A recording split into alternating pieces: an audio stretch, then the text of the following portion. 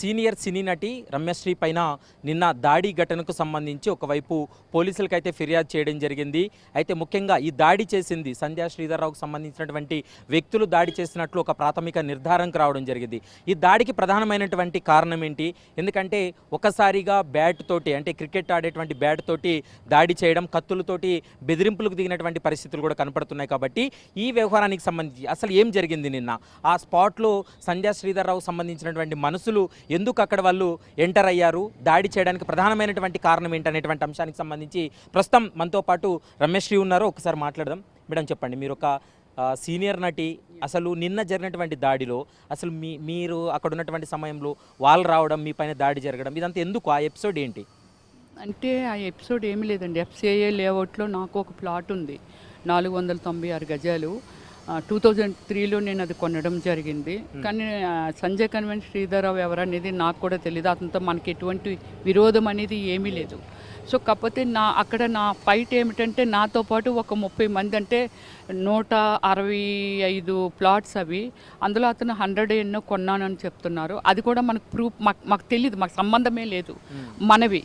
అలాగేమిటంటే కొందరు పెద్దవాళ్ళు, ఒక 90 సంవత్సరాలు 85 సంవత్సరాలు పెద్దవాళ్ళు, మిలిటరీలో చేసి రిటైర్ అయిన వాళ్ళు, కొందరు లేడీసు నన్ను అప్రోచ్ అయ్యి నన్ను రిక్వెస్ట్ అడిగారు, ఏమండి రమ్య గారు, మీరు కూడా ఇందులో ఉన్నారు కదండి, మీరు కొంచెం సెలబ్రిటీ కదండి, మాకు కొంచెం న్యాయం చేయండి, మీరు అలాగే స్టేట్ బీసీ మహిళా అంటే బీసీ ప్రెసిడెంట్ కదండి, మీరు దేనికైనా వెళ్ళగలరు, ఎక్కడికైనా వెళ్ళగలరు, ఈ హెల్ప్ చేయండి అని మన దగ్గరికి రావడం జరిగింది.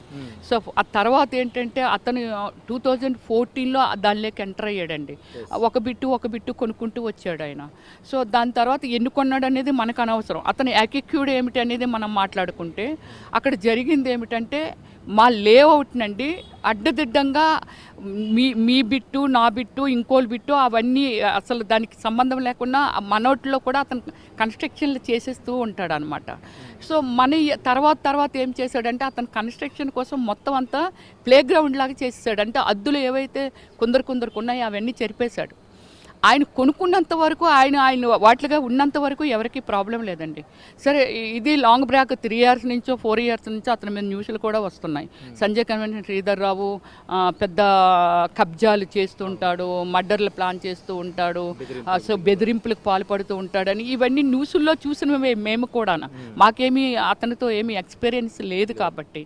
బట్ దాని తర్వాత ఈ మొత్తం అంతా కలిపేశాడండి. ఇప్పుడు మనకు దారిలేలాగా మన బిట్టులో ఎన్నోసార్లు మనం చూస్తున్నాం కాబట్టి మన బిట్టి ఇదని తెలుసండి. కానీ అతను అక్కడ ఇన్నర్గా ఏం చేస్తూ ఉంటాడంటే, జిహెచ్ఎంసీకి కానీ టౌన్ ప్లానింగ్ వాళ్ళకి కానీ ఒక పర్మిషన్లు పెట్టుకుంటాడండి. అందులో మంది ఉండొచ్చు, పక్కోడిది ఉండొచ్చు, ఎవరిదైనా ఉండొచ్చు. పర్మిషన్లు పెడితేప్పటికి వాళ్ళు పర్మిషన్లు ఇచ్చేస్తారండి. ఇచ్చేస్తే అతను కన్స్ట్రక్షన్లు చేసేస్తూ ఉంటాడు. మంద ఎక్కడ అంటే, ఇది మన దానిలో ఏంటి, ఇది బిల్డింగ్ ఉంది, నా దానిలో అలాగే బిల్డింగ్ ఉందండి. ఇది హైడ్రా దీనిగా నేను చెప్తున్నాను. నా దానిలో బిల్డింగ్ కట్టేశాడు. అలాగే చాలా వాళ్ళు అందరూ దగ్గర కన్స్ట్రక్షన్ అయ్యేంత వరకు కూడా మీ నోటీస్లో లేదా? ఎందుకంటే కన్స్ట్రక్షన్ జరుగుతున్న క్రమంలో మీరు స్థానిక పోలీస్ స్టేషన్లో కంప్లైంట్ చేయొచ్చు, లేదా మీరు కూడా అక్కడ పోయి క్వశ్చన్ చేసేటువంటి అవకాశం ఉంటుంది. ఈ మీ నాలెడ్జ్లో లేదా? అప్పుడు లేదండి. అంటే అక్కడ ఏమి జరిగిందంటే, ఇది ఆల్రెడీ మీరు అడుగుతున్న క్వశ్చన్కి ఆల్రెడీ ఈ సిచ్యువేషన్ జరిగిపోయింది. ఒక 1.5 ఇయర్ బ్యాక్, 2 ఇయర్స్ బ్యాక్ తను నా దీనిలో, నా బిట్లో అతను వాష్రూమ్లు అవి కట్టేశాడండి. వాష్రూములు కట్టినప్పుడు ఏమిటంటే, దాన్ని ఎవరిని అడగాలో నాకు తెలీదు. సైట్లోకి వెళ్ళి మనం విజిట్ చేస్తే మన సైట్లో వాష్రూమ్లు ఉన్నాయని పోలీస్ కంప్లైంట్ ఇచ్చాం. సార్ నా దానిలో ఉన్నాయంటే మీకు ఎవరి మీద అనుమానం అంటే, సంజయ్ కన్వెన్షన్ శ్రీధర్రావే అక్కడ కొంటున్నాడు, చేస్తున్నాడు, కడితే ఆయనే కట్టాలి. బట్ ఆయనే కట్టాడు. ఆయన పక్కన ఏదో కన్స్ట్రక్షన్ కోసము ఆయనే చేస్తుంటాడు, కన్స్ట్రక్షన్ జరుగుతుంది, దానికి లేబర్ కోసమని వాష్రూమ్లు కట్టేశాడండి నా దానిలో. తీయమని మనం ఎవరిని అడగాలో మనకు తెలియదు. సో దానికి నేను కంప్లైంట్ ఇచ్చాను. ఇచ్చినప్పుడు అక్కడ నేను కంప్లైంట్ ఇవ్వడానికి వెళ్తున్నప్పుడు అక్కడ చాలామంది అంటే మన మీడియా మిత్రులు వీళ్ళందరూ ఉన్నారు. నన్ను అడిగారు, నేను లోపల నుంచి వస్తుంటా, అంటే బయట జరుగుతుందని కూడా నాకు తెలియదు. బట్ నన్ను అడిగారు అనమాట. అడిగితే, ఏంటండి మీరు పోలీస్ స్టేషన్కి వచ్చారు రమ్య గారు, మీరు కూడా బాధితులు అంటే, లేదు నా పర్సనల్ ఇష్యూ ఉండి వచ్చానులేండి అని నేను దాటేసి ఇంటికి వచ్చేసాను. కానీ అక్కడ ఇంకా ఉన్నారు కదా, ఎఫ్సిఐఏ లేఅవుట్ వాళ్ళు ఉన్నారు కదా, లేదండి మేడం గారు కూడా అందులో ఉందండి అని చెప్పడం జరిగిందో మీడియా అంతా నా ఇంటికి వచ్చింది. అప్పుడు నేను ఏం స్టేట్మెంట్ ఇచ్చానంటే అతని మీద కాదు, జనరల్ స్టేట్మెంట్. జరిగిన ఇష్యూ ఏమండి నేను కూడా న్యూస్ల్లో చూస్తున్నాను కదండి. సరే, ఒక నయ్యమిని ఎన్కౌంటర్ చేశారు. అలాగే చిన్నపిల్లలు అంటే వాళ్ళకి ఒక క్రమశిక్షణ ఉండదు, ఏమీ ఉండదు. ఒక అమ్మాయిని రేప్ చేసి ఒక డాక్టర్ని చంపేస్తే వాళ్ళు ఎన్కౌంటర్ చేశారండి. సమాజానికి ఇలాంటి వాళ్ళు ఎవరినైతే పిల్లలు మీరు ఎన్కౌంటర్ చేశారో, అలాగే ఎవరినైతే నయ్యమిని ఎన్కౌంటర్ చేశారో, ఇలాంటి వాళ్ళు ఈ సమాజంలో ఇంకా ఉన్నారండి. నేను ఇప్పుడు దాన్ని ఫేస్ చేస్తున్నానండి. నాలాగే ఎందరో బాధపడుతున్నారండి. ఇది ఏమిటని తెలుసుకొని ఇలాంటి వాళ్ళని ఎన్కౌంటర్ చేయొచ్చు. నేను ఉద్దేశించి ఆయన అనలేదు, అది ఉంటుంది కదా జనరల్గా. నేను మన TV9 కానీ 6 TV కానీ వీటన్నిటితో మన ఇంటికి వచ్చి ఇంటర్వ్యూ అడిగినప్పుడు TV5 కానీ నేను ఇంటర్వ్యూ ఇవ్వడం జరిగింది. అప్పటి నుంచి నా మీద గెరిచి పెట్టుకున్నాడండి ఆయన. అంటే నేను ఏమి చేసినా నేను చేస్తున్నాను అందరూ నాకెందుకు టైం ఉంటుందండి? నాకు టైం ఉండదు కదా, నా బిజీ, నా లైఫ్ నాది నాకు ఉంటుంది. బట్ వన్ థింగ్, నేను అతనికి కాదు కదండి, ఈ భూమి మీద నా పుట్టకంటూ జరిగిన తర్వాత ఎవరికీ విరోధం కాదండి. నేను యానిమల్ లవర్నండి. నేను పెద్ద రమ్య హృదయాలయ ఫౌండేషన్ పెట్టి పెద్ద సోషల్ వర్కర్ని. ఎంతోమందిని అడాప్ట్ చేసుకున్నాను. బ్లైండ్స్ని కానీ లేకపోతే బెగ్గర్స్ని కానీ ఓల్డ్ వాళ్ళని కానీ అడాప్ట్ చేసుకుని వాళ్ళకి సర్వీసులు చేస్తున్నాను. నేను ఎవరిని ఇంతవరకు డొనేషన్ అడగలేదండి. నా ఓన్ కష్టార్జంతోనే నేను చేశానండి. నాకు జాతీయ మదర్ తెరీసా అవార్డు వచ్చింది. నాకు డాక్టరేట్ నేషనల్ డీమ్డ్ యూనివర్సిటీ నుంచి అమెరికా వాళ్ళు నాకు నేషనల్ బెస్ట్ ఇది ఇచ్చారండి, నాకు డాక్టరేట్ ఇచ్చారండి. అలాగే సినిమాల్లో ఒక డైరెక్టర్గా, ఒక యాక్టర్గా నంది అవార్డులు తెచ్చుకున్నానండి, జాతీయ అవార్డులు తెచ్చుకున్నానండి. ఇంత ప్రొఫైల్ ఉన్న మనిషి మీద ఏమీ కోపం లేకుండా నన్ను చంపాలని అనుకున్నాడు అని అంటే దాని అర్థం నాకు కూడా ఇప్పటికి కూడా అర్థం కావట్లేదండి. ఎందుకు చంపేయాలని అనుకుంటున్నాడు నన్ను అనేది నేను అదే అనుకుంటున్నానండి. మన మీడియా సాక్షిగా, మన మీడియా వాళ్ళ సపోర్టుతో దీన్ని ఏమిటంటే మన సీఎం గారిని కానీ లేకపోతే మన డిఐజీ గారిని కానీ వీళ్ళందరినీ నిన్న జరిగినటువంటి సిచ్యువేషన్ ఎట్లుంది? అక్కడ వాళ్ళు వచ్చి మీతో గొడవ పడడం కానీ ఆ సందర్భం ఏంటి? ఈ సందర్భం ఏమిటంటే అండి, యాక్చువల్లీ నన్ను ఏదైతే అటెంప్ట్ చేశారో ఆ పర్సన్ అంటే మార్నింగ్ నేను 11 o'clock, అప్పుడే నేను ఫ్లైట్ 10 o'clock నాది కొంచెం డిస్టర్బ్ అయిందన్నమాట. నా సూట్ కేసు మారిపోయింది. 1 o'clock వచ్చాను ఢిల్లీ నుంచి ఎయిర్పోర్ట్కి. ఇంటికి వచ్చాము. సేమ్ సూట్ కేసు మన కేరళ నుంచి వస్తున్న ఇండిగోది, ఢిల్లీ నుంచి వస్తున్న ఎయిర్ ఇండియాది కలిపేశాడు లగేజ్ బెల్ట్కి. సేమ్ మాది ఎవరో క్యారీ చేశారు, కానీ ఇది మంద కాదని కూడా మాకు తెలియదు. Same colour, same size suit case పట్టుకొని వచ్చేసాం. నా ఇంటి తాళాలు దానిలో పెట్టాను అనమాట. అవి లేవు. మళ్ళీ ఎయిర్పోర్ట్కి వెళ్ళి 5:30కి మళ్ళీ ఇంటికి వచ్చాము. మేము అతను ఇది ఉంటుంది కదా, సూట్ కేసుకి పెడతారు కదా, దాన్ని బట్టి మేము దాన్ని దీనిలో ట్యాగ్లో కొట్టామన్నమాట. కొడితే ఆయన ఎవరో అంటే బుకింగ్ కూడా ఒక కంపెనీ గుండానో లేకపోతే మనం పర్సనల్గా మన ఆన్లైన్లోనే బుక్ చేస్తాం కాబట్టి ఎవరైనా ఉంటే బయటకు వస్తారులే అనుకొని మనము దాన్ని ఓపెన్ చేస్తే అది దొరికింది. కానీ ఎయిర్పోర్ట్లో మనకు అది ఇవ్వలేదు. ఒకరికి ఇవ్వమండి, మేము అలాగే ఇవ్వము. అయినా మీరు ఎయిర్ ఇండియాలో ట్రావెల్ చేశారు, అదేమో ఇండిగోలో జరిగిందండి అనేసి చెప్పినప్పుడు ఏమిటంటే మళ్ళీ మనం అతని నెంబర్ని కొడితే నెంబర్ వచ్చిందండి. దానిలో ఆ బుకింగ్ దీనిలో కొడితే నెంబర్ వస్తే ఆ నెంబర్ పట్టుకెళ్ళి ఎయిర్పోర్ట్లో ఇస్తే వాళ్ళు ఫోన్ చేసి మేము ఫోన్ చేస్తే ఆయన 8:30కి రెస్పాండ్ అయ్యాడు. మళ్ళీ మియాపూర్ వెళ్ళి మేము బయట నుండి పోయామన్నమాట. సో వెళ్ళి తెచ్చుకొని అంత 10 అయితే అదే డ్రెస్తో అండి ఫ్లైట్లో ఫ్రీగా ఉంటుందని షర్ట్ వేసుకున్నాను, వెళ్ళానండి. సో అప్పటి నుంచి నేను ఏమిటంటే వీడియోలు దీని ముందు మార్పింగ్ చేశారు హైదరాబాద్లో. ఓవర్ నైట్లో మొత్తం అంతా మూసేసి next day morning construction start చేశారు. ఏదైతే ఇరగొట్టాడో ఇరగొట్టిన దగ్గర కన్స్ట్రక్షన్ చేశారు. అంటే హైడ్రా మార్కింగ్ అయిన తర్వాత ఇదంతా జరిగిన ప్రక్రియ జరిగింది. దాని తర్వాత మళ్ళీ మా వాళ్ళు నేను లేనండి, ఇంకా ఉన్నారు కదండి ఒక 10 ఫ్యామిలీలు ఎలాగెళ్ళి, సార్ మీరు మార్పింగ్ చేశారు, దాన్ని మేమేమి చేయగలమండి. మళ్ళీ అతను కన్స్ట్రక్షన్స్ అవి స్టార్ట్ చేశాడు, రోడ్ వేయడం మొదలు పెట్టేశాడు అని అంటే అప్పుడు హైడ్రా వాళ్ళు ఏంటంటే లేదు మీకు ఒక పర్మనెంట్ సొల్యూషన్ ఇస్తాము, నో ప్రాబ్లం అని చెప్పి దాన్ని హైడ్రా వాళ్ళు స్పందిస్తే నాకు ఢిల్లీలో ఉన్నప్పుడే కాల్ వచ్చిందండి. మనం పలానా డేట్లో మేము ఇలాగ ఆపరేషన్ స్టార్ట్ చేస్తున్నామమ్మా, ఫ్లాట్లు వాళ్ళు ఎవరైతే ఉన్నారో రండి, అవైలబిలిటీ ఉన్న వాళ్ళు రండి అని అంటే సో అప్పుడు నేను వెళ్ళడం జరిగింది. 11 o'clock ఇలాగ వెళ్ళాను. వెళ్ళినప్పుడు మేము హైడ్రా వాళ్ళు ఒక 30 మంది ఇలాగ ఉన్నారండి. హైడ్రా వాళ్ళు, తర్వాత మన టౌన్ ప్లానింగ్ వాళ్ళు, తర్వాత GHMC వాళ్ళు అక్కడ డిస్కషన్ చేస్తున్నారు. నేను దిగాను. ఇంకా అందరూ రాలేదండి. ఇంకెవరో 2 ప్లాట్ల వచ్చారు, లక్ష్మీ భవానీ గారు, ఇంకా ఎవరెవరో వచ్చారండి. అక్కడ ఒక అతను మా పక్కన ఉన్నాడు, మేమందరం ఇలా ఉన్నామన్నమాట. కారుతో వచ్చి పైన ఎక్కించిపోయాడండి. వెంటనే మా మీద పడిపోయి మేమందరం వెనక్కి ఇలా వెళ్ళిపోయామండి. వెళ్ళిపోయినప్పుడు అంటే కారు ఇలా తిరుగుతున్నప్పుడు మనకు కనిపిస్తుంది కదా, రోడ్డు అలా ఉంది, ఇలా వచ్చేస్తుంది అంటే ఎదురుగా పైకి వచ్చేస్తున్నట్టే కదా లెక్క. సో దాన్ని వెంటనే అందరూ హైదరాబాద్ వాళ్ళు ఇలా కారు నాపి అతన్ని బయటికి లాగారు. ఏంటి చంపేద్దాం అనుకుంటున్నా ఎవరినంటే ఆడిని అని చెప్పి అతన్ని కొట్టాడండి. అతన్ని కొట్టాడండి. హైదరాబాద్లో అతన్ని లాక్కెళ్ళారు. ఆ వైట్ షర్ట్ వేసుకుని అంటే యాక్సిడెంట్ చేద్దాం అనుకున్న అతను. సో అతన్ని ఏం జరిగిందో వాళ్ళు ఏం మాట్లాడారు మాకు తెలియదు. మా దగ్గర ఉన్న అతన్ని అడిగామండి, ఏంటండి మిమ్మల్ని ఏంటది చంపేద్దాం అనుకున్నారు కదా, ఏంటి మీరంటే టార్గెట్ ఏమిటి అని అడిగితే అప్పుడు అతను చెప్పారండి మనకి, లేదండి ఈ లేఅవుట్లో మాకు 8 ఎన్నో 6 తెలియదండి ప్లాట్లు ఇచ్చాడు. దీనిలో మనల్ని వచ్చి మేము ఫుడ్డు ఇది పెట్టుకున్నామండి. దగ్గర 9-10 కోట్లు ఖర్చు పెట్టుకున్నామండి. అతనికి ఇచ్చిన డబ్బులు కానీ దీని కన్స్ట్రక్షన్ కానీ మెటీరియల్ కానీ సేమ్ దాని మీద ఏమిటంటే వీళ్ళు నేను ఇచ్చిన దానికంటే ఎక్కువ కట్టేశారని కంప్లైంట్ ఇచ్చాడు. కంప్లైంట్ ఇచ్చి దాన్ని కొలాప్స్ చేయించేశాడండి. మళ్ళీ అదే పర్మిషన్తో అంటే అదే పర్మిషన్ యాజ్ తీసు అతను తెచ్చుకొని అదే ఏరియాలో మళ్ళీ అతను కన్స్ట్రక్షన్ చేసుకొని బిజినెస్ చేస్తున్నాడంట. అందుకని ఇతను కోర్టుకు వెళ్ళారు. ఆల్రెడీ శ్రీధర్ రావు గారిని 3 నెలల ఎన్నాల్లో అరెస్ట్ చేశారు. సో ఇవన్నీ జరుగుతున్నాయట అండి. అప్పుడు అతను ఎక్స్ప్లెయిన్ చేశాడు, అందుకే ఇది చేశారు అనుకున్నామంటే మనం క్యాజువల్ ఓకే. అప్పటి నుంచి ఏంటంటే ఈ హైదరాబాద్లో ఆపరేషన్ మొదలెట్టినప్పటి నుంచి లాస్ట్ టైం అతను అంతా కవర్ చేసేసాడు కాబట్టి ఓవర్ నైట్లో నేనేం చేస్తున్నానంటే వీడియో షూట్ చేస్తున్నానండి. ఎక్కడ మార్పింగ్ చేస్తున్నాడు దాని ఆపోజిట్ లొకేషన్ ఏముంది, రేపు ఒకవేళ అతను ఓవర్ నైట్లో ఏమైనా చేసినా మనం ఐడెంటిఫై చేయడానికి నాకు మీరు వీడియో ఎవిడెన్స్గా ఉంటుంది, మార్కింగ్ అదంతా కూడా మనకి ఎవిడెన్స్ ఉంటుంది అనే ఉద్దేశంతో మీరు వీడియో రికార్డ్ చేశారు. నేను ఆల్మోస్ట్ హైడ్రాకి హెల్ప్ చేస్తున్నట్టేనండి దీని లెక్క. ఎందుకంటే వాళ్ళు మూసేసిన తర్వాత మళ్ళీ హైడ్రా ఫస్ట్ నుంచి మళ్ళీ మొదలెట్టడమే కదండి. ఐడెంటిఫికేషన్ ఎలా ఉంటుంది, పెయింటింగ్ వేస్తున్నారు, స్ప్రే కొడుతున్నారు, దాని మీద ఏవో మూయించేస్తాడండి. ఆయన యాటిట్యూడే అది కదా. సో అలాగే నేనేమనుకున్నానంటే సరే మనకి ప్రూఫ్స్ ఉంటాయి, రేపు హైడ్రా వాళ్ళకి ఈ రోడ్లో వీళ్ళకి వేస్తున్నప్పుడు మనం చూపించవచ్చులని మార్నింగ్ నుంచి ఎండ్ అయినా సరే నైట్ అంతా నిద్ర లేకపోయినా సరే వెళ్ళి నేను అదంతా షూట్ చేస్తున్నాను. దాన్ని లాక్కొని వెళ్ళిపోయారండి. అయిపోయింది కదా, మధ్యాహ్నం అంటే ఆఫ్టర్నూన్ అయ్యేసరికి అందరూ లంచ్కి వెళ్ళారండి. అందరూ ఒకరు లంచ్కి వెళ్ళిపోతున్నారు. సరే నేను కూడా షూట్ చేస్తున్నాను కదా, అంత కొంచెం లేట్ అయిందండి.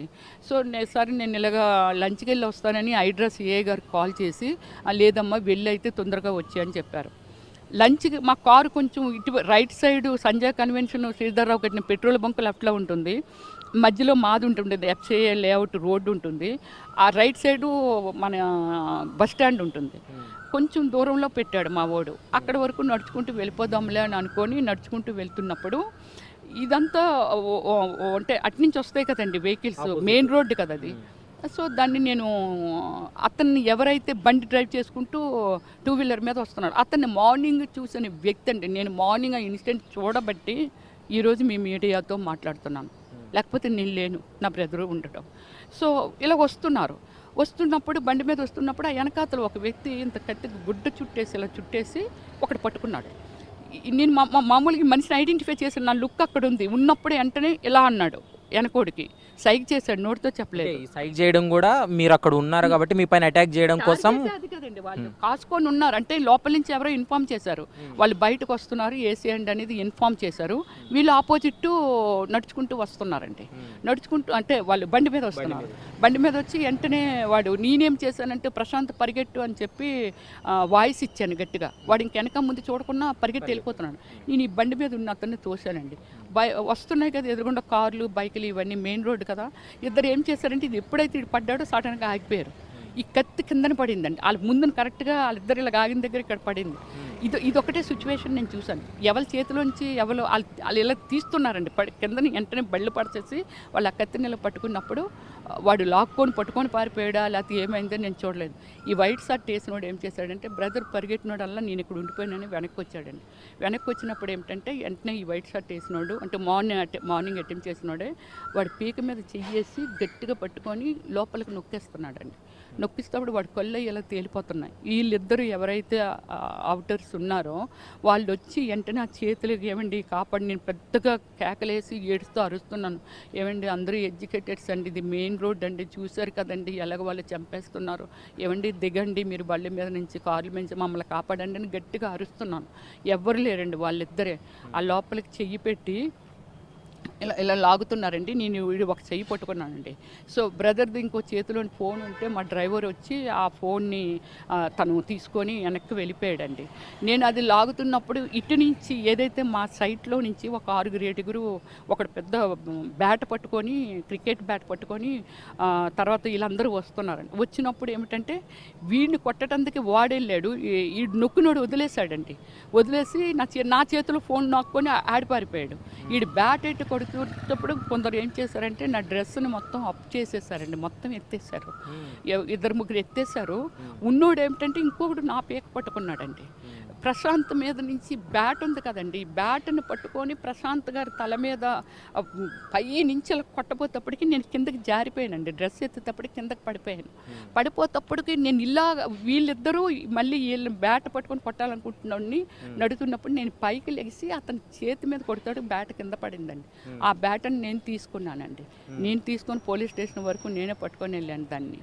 సో ఇది అంటే ఇలాంటి బ్యాడ్ సిచ్యువేషన్ అంటే ఒక మహిళ అనేది లేకుండా బట్టలు తీసేసి కొట్టేటువంటి ప్రయత్నం చేశారు. మీరు పోలీస్ స్టేషన్లో కంప్లైంట్ చేయడం జరిగింది ఎపిసోడ్లో? వెళ్ళామండి. వెంటనే అక్కడ నేను ఏమిటంటే పెద్ద అరుపులు అరుచుకొని మా డ్రైవర్ సపోర్ట్ తీసుకొని ఎక్కడ హైదరాబాద్ ఎక్కడ పోలీసులు అనుకుంటూ ఎదురుగా వచ్చి పొడిచేస్తారేమని చెప్పి మేము పరిగెట్టడం జరిగింది. అక్కడ పోలీసు ఉన్నారు. అన్న ఇలా జరిగింది, ఇది జరిగింది, అక్కడ ఇదంతా నా బ్రదర్కి బ్లడ్, ఇక్కడ సట్టది చిరిగిపోయి ఇదంతా ఉంది. సో దాన్ని వాళ్ళు చెప్తే లేదు లేదు మేడం అండి, పదండి ఫస్ట్ పోలీస్ స్టేషన్కి పదండి, నేను ఉన్నానంటే నేను వెంటనే అన్నాను, మీరేం చేస్తారండి, మీ దగ్గర ఏ సెక్యూరిటీ లేదు, గన్న లేదు, ఏమీ లేదు, మీరుంటుండగా కూడా వాళ్ళు పొడిచేయొచ్చండి. ఈ లేఅవుట్ నిండా గోండాలు ఉన్నారండి, ఏ టైప్ నుంచి వచ్చి ఎక్కడ పొడిచేస్తారో నాకు తెలియదండి అని అంటే, లేదు లేదు మేడం మీకెందుకు, మీ డ్రెస్ ఒకటే మీకు ఒక సెక్యూరిటీ, ఇది పోలీసు అనే ఒక డిపార్ట్మెంట్ అనే ఒక డ్రెస్ తప్ప మీ దగ్గర ఏం లేదని అక్కడే ఆర్గ్యూ చేశాను. లేదు మేడం మీకు ఎందుకు రండి, లేదు నేను పోలీస్ స్టేషన్కి ఫోన్ చేశాను, అతనితోనే చేయించాను, హెడ్ కానిస్టేబుల్ ఫోన్ చేయించి, లేదు నాకు ఎవరినైనా పంపిస్తే తప్ప నేను అక్కడికి రాను, ఏదో పక్కల నుంచి వచ్చి పొడిచేస్తారో అని అన్నా. అంటే అతనే మమ్మల్ని తీసుకెళ్ళాడు. పోలీస్ స్టేషన్కి వెళ్ళిన తర్వాత మీరు నమ్మరండి, ఇదిగోండి ఎస్ఐ గారండి అని అంటే, ఏం జరిగింది పూర్తిగా వినలేదు, 2 వర్డ్స్ విన్నాడు. దాని తర్వాత వెళ్ళి అదే కంప్లైంట్ రాసి ఇవ్వండి అన్నారు. మాకు అప్పటికి బాడీ అంతా షివరింగు ఇదంతా వచ్చేస్తుంది. ఆ ఇన్సిడెంట్ తలుసుకుంటేనే అదొకలాగా అయిపోయేవాళ్ళమే. దానికి రైటర్తో రాయమంటే ఆ రైటర్ వచ్చి గంటకు ఒక వర్డ్ రాసేవాడు. ఇది ఇలా ఉంది కదండి. మాలా చౌదరి గారని ఆవిడ మిలిటరీ మేజరు రిటైర్డ్ వైఫ్, అతను చనిపోయారు. ఆవిడ కూడా దానిలో ఆమెకు కూడా ప్లాట్ ఉంది. ఆమెను ఇంతకుముందు కూడా బ్లాక్మెయిల్ చేసి ఇబ్బంది పెట్టి గోండాలు పంపారట ఆవిడింటికి. ఆవిడ కూడా బోల్డ్ కంప్లైంట్లు ఉన్నాయి. ఆవిడ కూడా అప్పుడు అక్కడ వీళ్ళు రమ్మన్నారు, హైదరాబాద్ రమ్మంటే ఆవిడ కూడా వచ్చిందండి. ఏసీపీ మన అడిషనల్ ఏసీపీ గారి దగ్గరికి వెళ్ళి మాట్లాడుతూ ఉంటే అక్కడ పోలీసులు వెంటనే మేము కూడా రమ్మంటున్నా, ఇది రాయలేదండి ఇంకా, వెంటనే రమ్మంటున్నారండి అన్నారండి. రమ్మంటే మేము వెళ్ళాం. ఓహో మీకు ఇలా జరిగిందా, అదే అయితే సరే అయితే అనుకొని, అయితే సరే ఆ సైట్ దగ్గరికి పదండి, ఇంకా పొక్కులెన్నెలు పెట్టండి, ఇదంతా దగ్గరుండి అవసరమైనా సరే దగ్గరుండి ఆ రోడ్లో కొలాప్ చేసేయండి అని ఏసీపీ గారు చెప్పారు. చెప్పేటప్పటికి మొత్తం అందరూ ఒక 25-30 మంది లేడీ కానిస్టేబుల్స్ అందరూ వెళ్ళిపోయారండి. మేమిద్దరిమి, ఆ రైటర్ కూడా ఎటో వెళ్ళిపోయాడండి. మేమిద్దరిమి, అక్కడ ఇంకొక 2 కానిస్టేబుల్ ఉన్నారు. చుట్టూ మళ్ళీ శ్రీధర్రావు మనుషులే పోలీస్ స్టేషన్లో. ఈవెన్ మీరు పోలీస్ స్టేషన్కి వెళ్ళి కంప్లైంట్ చేయడానికి వెళ్ళిన సమయంలో కూడా పోలీస్ స్టేషన్లో మిమ్మల్ని వాళ్ళే ఉన్నారండి. ఇది ఐ డోంట్ నో. నేను పోలీసులు వాళ్ళని రిక్వెస్ట్ చేసేదాన్ని, ఏమిటండి అక్కడ పోలీస్ స్టేషన్లోకి ఎవరైనా వస్తే మీరు ఎందుకు వచ్చారు, మీరు ఎవరు ఏంటని అడుగుతారు కదండి, మీరు అడగండి, అక్కడ ఎవరో ఫోన్లో మాట్లాడుతున్నారండి చూడండి మీరు ప్లీజ్ అండి అని భయపడిపోయి వాళ్ళ వెనకాతలు నక్కేదాన్ని అండి. ప్లీజ్ అండి ఇక్కడ ఎవ్వరు లేరు, అందరూ వెళ్ళిపోయారండి, వాళ్ళు వచ్చి పొడిచేస్తారేమండి అని భయపడుతూ మనం అడిగినా సరే అస్సలు కేర్ చేయలేదండి. ఒక అక్నాలజ్మెంట్ ఇచ్చారు, దాన్ని ఏంటంటే ఎఫ్ఐఆర్ ఫైల్ చేయలేదండి, మేము ఎంక్వైరీ చేసి ఫైల్ చేస్తామని చెప్పారు. ఓకే. ఫైనల్గా చెప్పండి, ఇప్పుడు ఇంత పెద్ద ఎపిసోడ్ జరిగింది, మీరు మీ పైన అత్యాయత్నం జరిగినప్పటికీ కూడా మీరు తప్పించుకున్నారు, ఏదో రకంగా పోలీస్ స్టేషన్కి వెళ్ళారు, పోలీస్ స్టేషన్లో కూడా కొంత మీరు ఇబ్బందికరమైన వాతావరణం ఉందని చూస్తున్నారు. పోనీ మీరు సీనియర్ నటి, ఇండస్ట్రీ తరపున నుంచి మీకు ఏమైనా సపోర్ట్ దొరికిందా ఇప్పటివరకు మీ పైన జరిగినటువంటి అటాక్ సంబంధించి? ఇప్పటివరకు మీ సహనటులు కావచ్చు, నటీమణులు కావచ్చు, ఎవరైనా మిమ్మల్ని కాంటాక్ట్ అయ్యారా? ఇండస్ట్రీ నుంచి మీకు ఏమైనా హెల్ప్ దొరికిందా? లేదండి, ఇంతవరకు నేను మా అసోసియేషన్లో కానీ లేకపోతే నా కో ఆర్టిస్టులకు కానీ ఎవరికి ఇన్ఫామ్ చేయలేదండి. ఇప్పుడు ఈరోజు అంటే నేను ఇంకా ఆ షాక్లోనే, నాకు ఆఫ్టర్నూన్ వరకు నాకు ఫేవరేనండి. మన మీడియా మిత్రులు అంటే మీరు లేదండి, మీరు స్పందించకపోతే బాగోదండి, మీరు స్పందించాలండి అంటే నేను కొంచెం ఈవినింగ్ లేసి నేను కొంచెం ప్రెస్అప్ అయ్యి నేను రావడం జరిగింది తప్ప ఇంకా మా వాళ్ళకి ఇంకా ఈ ఇన్ఫర్మేషన్ నేను ఎక్కడ ఇవ్వలేదండి. ఇప్పుడు నేను ఈరోజు మొత్తం అంతా ఇన్ఫర్మేషన్ ఇద్దామని. రావు వాళ్ళకి నాలెడ్జ్ ఉందా? ఈమె రమ్యశ్రీ, ఈమె గతంలో సినిమా యాక్టర్గా పనిచేసింది, ఆమె సినిమా నటి అనేటువంటి నాలెడ్జ్ ఉందా వాళ్ళకు? అండి మొత్తం సొసైటీ అందరికీ, మా ఎఫ్సిఏ సొసైటీ వాళ్ళందరికీ ఈవిడ యాక్టరు, ఈవిడ కిందలో ఒకటి ఉందని అందరికీ తెలుసండి. శ్రీధర్ రావు కూడా తెలుసండి. కానీ నేను ఒక్కటైతే నేను ఛాలెంజ్ చేస్తున్నానండి, శ్రీధర్ రావు మన మీడియా సాక్షిగా మీడియా ముందు నేను చెప్తున్నానండి, శ్రీధర్ రావుకి నన్ను చంపేయాలని ఎందుకు అనుకున్నాడో నాకు తెలియదండి. ఎందుకు చంపుదాం అనుకుంటున్నాడు, ఎందుకు చంపుతాడు? ఇది మన డీజీపీ గారి సాక్షిగా డీజీపీ గారి దగ్గర కానీ లేకపోతే మన సీఎం గారి దగ్గర కానీ అతన్ని పిలిపించండి. ఒక్క క్వశ్చన్, ఎందుకు ఆమెను చంపాలని అనుకున్నావు అనేది మాత్రం అతను నోటుకుండా రావాలండి. నేను ఏమి తప్పు చేశానని, ఇంత బెస్ట్ హ్యూమన్ బీయింగ్ ఉన్నట్లో ఈ ఎపిసోడ్లో మీరు కంప్లైంట్ చేసిన తర్వాత శ్రీధర్ రావుకే పోలీసులు వత్తాసు పలుకుతున్నారు అనుకుంటున్నారా మీరు? అదే జరిగిందండి, అది మేము చూసింది అయితే అక్కడ జరిగింది అదేనండి. నిన్న ఈవినింగ్ మీడియా మిత్రులు అందరూ వచ్చారు, ఈ పోలీసులు మీరు వెళ్ళండి అది ఇదని మమ్మల్ని కూడా మా డ్రైవర్ని ఎక్కించి తీసుకెళ్ళవయ్యా అనేవాళ్ళంట.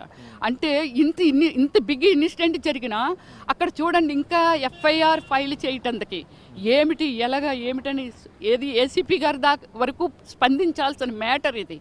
అయినా సరే అక్కడ మమ్మల్ని అలా ఒంటరిగా వదిలేసి, మనం ఎన్నో న్యూస్లు వింటున్నాం కదండి, పోలీస్ స్టేషన్ లోపలే పొడిచేసి వెళ్ళిపోయారండి. సినిమాల్లో కూడా మేము చూస్తాం, ఇలాంటి సీన్లు ఎన్నో పెట్టామండి. మేము యాక్ట్ చేశాను కూడా, నేను నరసింహనాయుడులోను కానీ సమరసింహారెడ్డిలో కానీ ఈ సేజింగ్లు ఇవన్నీ. ఎస్టర్డే నా విషయంలో నాకు జరిగింది ఇలాంటి సేజింగేనండి. నేను ఏమి తప్పు చేశానని నన్ను శ్రీధర్ రావు చంపాలనుకుంటున్నాడు అనేది నేను సీఎం గారిని కూడా కలుద్దాం అనుకుంటున్నాను. అలాగే డీజీపీ గారిని కూడా, సిపి గారిని కూడా, వీళ్ళందరినీ కలిసి నేను దీనికి సార్ నన్ను ఇప్పుడు నాకు ఎక్కడ పడితే అక్కడే థ్రెడ్డింగ్ ఉంది అతనితోని. అంటే నన్ను చంపాలనుకున్నాడు, ఆయన హ్యూమన్ బీయింగ్, అది ఆయన మెంటాలిటీ. నేను ఏం హామీ చెయ్యకుండానే అతనికి అంటే ఒక నా సైట్ మీద ప్లాన్ చేసుకొని, నా సైట్ కాదండి, నాలాగా 30-40 మంది ఉన్నారు, కాకపోతే అందరూ బయటికి రాలేరండి, భయపడిపోతున్నారండి. ఓవర్ లైట్లో వాళ్ళకి కాల్ చేయడం, అతను పెద్దవాళ్ళండి కాల్ చేయడం, అనెసరీ నోటీసులు పంపించడం, వాళ్ళకి ఇవన్నీ హైడ్రాకి చూపించారండి. హైడ్రాకి చూపించారు కమిషనర్ గారు. ఇప్పుడు హైడ్రా మీకు సపోర్టివ్గానే ఉందా? ఎందుకంటే సంధ్యా శ్రీధర్ రావు మీకు తెలియకుండా మీ ల్యాండ్లో అతను కన్స్ట్రక్షన్ స్టార్ట్ చేసిన సమయంలో ఎంతో కొంత ఫిర్యాదులు కూడా హైడ్రాకి వెళ్ళాయి. హైడ్రా మార్కింగ్ చేసి ఇదంతా కూడా చేసింది కాబట్టి హైడ్రా ఇప్పుడు ప్రస్తుతం మీకు సపోర్టివ్గానే ఉందా? హైడ్రా మాకని కాదండి, హైడ్రా అనేది ఏమిటంటే మన ఏదైతే ఒక హైదరాబాదు ఇది ఉందో దాన్ని ఏమిటంటే ఒక రోడ్లు కానీ లేకపోతే ఒక ప్రైవసీ అండి, ఒక వాటర్ స్టోరింగ్ కానీ లేకపోతే ఇంకోటి కానీ, ఒక ఆక్సిజన్ దీనిలో కానీ, ఒక సిటీ ఇది కానీ ఎవరు పడితే వాళ్ళు ఈ రోడ్లు ఆక్రమించేస్తున్నారు. జిహెచ్ఎంసీ మనకి ఇచ్చింది ఏమిటంటే అండి, జిహెచ్ఎంసీ అంటున్నాను, హైడ్రా రోడ్లండి, వాళ్ళు క్లియర్గా చూశారు కాబట్టి, వాళ్ళు అనెసరీగా అలాగా రారు కదండి, వీళ్ళు క్లియర్గా చూశారు ఇక్కడ ఎంత అన్యాయం జరుగుతుందో చూశారు కాబట్టి అందుకోసమని హైడ్రా సపోర్టింగ్గానే ఉంటుందండి. నాకే కాదు, నాలాంటి ఎలాంటి వాళ్ళకైనా సరే. హైదరాబాద్లో హైడ్రా చేస్తున్నటువంటి పనులన్నింటినీ కూడా మీరు సమర్థిస్తున్నారు. బెస్ట్ అండి, ఇలాంటి దాన్ని ఒక ఇంట్రడ్యూస్ మన సీఎం గారు, గవర్నీలైన మన తెలంగాణ సీఎం గారు రేవంత్ రెడ్డి గారు ఇలాంటి దాన్ని ఒకటి ప్రవేశపెట్టారు అని అంటే ఇప్పుడే కదండి. నేను ఇంతకుముందు కూడా మన హైడ్రా గురించి నేను చాలా గ్రేట్గా చెప్పానండి. నేను ఎన్నో స్ట్రీట్లో నా ఓన్ డబ్బులు పెట్టి, నా ఓన్ డబ్బులు ట్రీ గార్డు ఏమైనా వేస్తున్నప్పుడు డబ్బులు పెట్టి ట్రీ గార్డులు వేసిన మనిషిని అంటే నేను. అంటే ఒక వాతావరణం కానీ ఇలాంటి పరిరక్షణ కానీ ఇలాంటి చేసే మనిషినండి నేను ఓన్గానే. దీనికి డబ్బులు అవుతాయి ఇలాంటివి చూడను, రోడ్లు నీట్గా ఉండాలి, రోడ్లు క్లీన్ చేస్తున్నారా లేదా నా ఓన్గా కూడా చూస్తుంటానండి. సో అందువల్ల ఏమిటంటే దయచేసి శ్రీధర్ రావు గారు లాంటి మనుషుల్ని మీరు అంటే ఒక ఐపీఎస్ అంటే ఎంతో హార్డ్ వర్క్ చేసి ఎంతో సిస్టమ్ ఉన్న వాళ్ళు కూడా ఉన్నారండి ఈ మన ఐపీఎస్లో. మన ఒక గవర్నమెంట్ కూడా ఐపీఎస్ కోర్టు అండి, కోర్టు ఏముందండి, కోర్టులో జడ్జిలు కూడా అతను మేనేజ్ చేసి కోర్టును కూడా అతను కొనేయగలుగుతున్నాడంటే కోర్టుకి వెళ్తే న్యాయం ఎక్కడ జరుగుతుందో మీరు చెప్పండి. ఒక పోలీస్ డిపార్ట్మెంట్కి వెళ్తే న్యాయం ఎందుకు జరగట్లేదు? ఇది నాకు కావాలండి. ఇది మనకి ఏమిటంటే ఇలాంటి వ్యక్తులు ఇంకెందరు ఉన్నారో, ఈయనైతే పబ్లిక్గానే కనబడుతున్నారు.